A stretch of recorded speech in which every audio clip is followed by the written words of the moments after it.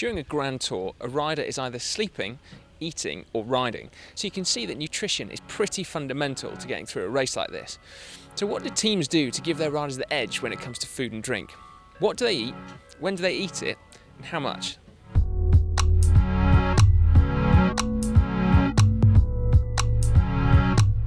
In terms of calories, we often hear that a tour rider will burn 7,000 calories a day. Is that accurate in your experience? A tour is 3 weeks, so we have days, yes, in the Alps or in the Pyrenees where they can burn up to 7,000 calories. But there are also days we do with half of it because it's an easy day or a time trial or whatever. The quality is much more important for me. How much carbohydrates, how much proteins, how much fat are we going to use? What can we do to even improve performance? And I'm still talking about regular dinner, or regular lunch, or regular breakfast.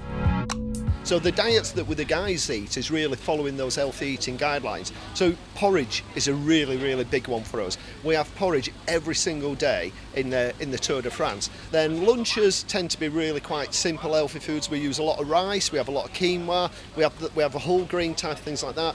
Chicken, we have salmon, we have really good quality red meats. To control the meat, we use meat from Britain now that's sent out to us. So we're using meat from a farm called Laverstock Farm, which specialises in really good quality rare breed organic meats that's fully traceable. They know exactly the blade of grass these animals have eaten. So that gives us really good control. So the real differences is that the riders, when they're doing the Tour de France, they will be eating that super healthy diet all of the time, whereas for a lot of people back at home, will only think about eating that super healthy diet all of the time and maybe just do it once a week. How much difference does it actually make? I mean, I know you can't quantify it as such, but are we talking like the difference between winning the Tour de France and coming, 20th? Oh, we're talking about winning the Tour de France and not completing the Tour de France.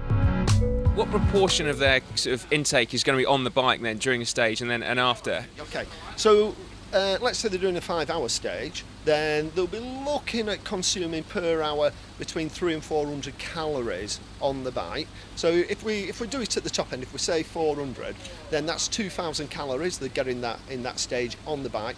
And if their overall intake is 6,000, so that's roughly 30% they'll get on the bike. There's a very big difference between riders. I know riders who can do it in a race like that with maybe 4 bidons. And I have also guys who need 12. So it's very individual. What we learned in the last few years is that you have to find out per person what is best for him. Some guys are sweating a lot, they lose a lot of water. So for them, it's much more important to get water in and minerals in than carbohydrates. And other guys, they are not sweating a lot, so they don't use a lot of water, but there you have to make the drink more concentrated, because they won't need the energy in. But if you drink 12 bottles and you have a lot of carbohydrate per bottle, that's really hard to digest, but if you take 4, it's not a problem. So it's a very individual thing.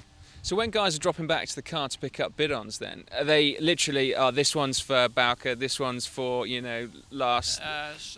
Sometimes we even do that, yeah. If you want to go fast, and in a race you want to go fast, you need sugar. You cannot do without sugar. That's why in science they call it train low, compete high. Train low on sugars, but compete high in sugars, because that's the best energy if you want to go fast. All of us, we have enough fat to cycle for 3, 4, 5 weeks, no problem, but you cannot go fast. But if you want to do a Tour de France like this and you want to go fast, you need sugar.